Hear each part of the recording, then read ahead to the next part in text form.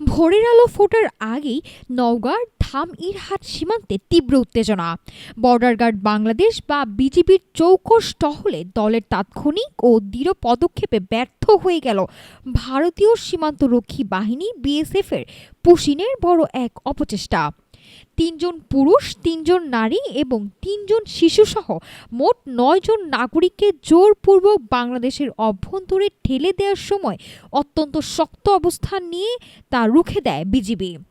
BGB সূত্র জানায়, আজ বুধবার ভোর আনুমানিক ৪টা ১০ মিনিটে নওগাঁ ব্যাটালিয়ন ১৬ এর অধীনস্থ আদাতলা সীমান্ত ফাঁড়ির দায়িত্বপূর্ণ এলাকায় এই ঘটনা ঘটে। সীমান্ত পিলার ২৪৪ এমপি এলাকা দিয়ে ভারতের ২৯ বিএসএফ ব্যাটালিয়নের এলেনপুর ক্যাম্পের জওয়ানরা ওই ৯ জনকে জোরপূর্বক সীমানা পার করার চেষ্টা চালায়। খবর পাওয়া মাত্রই আদাতলা ক্যাম্পের বিজিবির একটি বিশেষ টহল দল দ্রুততম সময়ের মধ্যে জিরো লাইনে পৌঁছায় এবং তাদের অনুপ্রবেশ বাধাগ্রস্ত করে। বিজিবির পক্ষ থেকে জানানো হয়েছে, সীমান্ত দিয়ে অবৈধভাবে পুশিনের এই বিষয়টিকে অত্যন্ত গুরুত্বের সাথে দেখা হচ্ছে। আন্তর্জাতিক সীমান্ত আইন অনুযায়ী পরবর্তী প্রয়োজনীয় আইনি ও কূটনৈতিক ব্যবস্থা গ্রহণ করা হচ্ছে।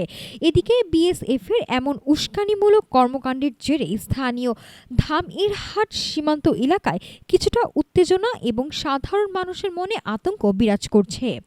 বিএসএফের এই পুশিনের চেষ্টা ব্যর্থ করার পর আদাতলা সীমান্তে নিরাপত্তা ও নজরদারি আরও জোরদার করছে বিজিবি।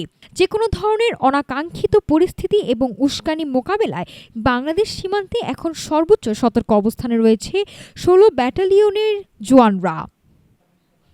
নাফিসা সামিয়া, ঢাকা টুডে।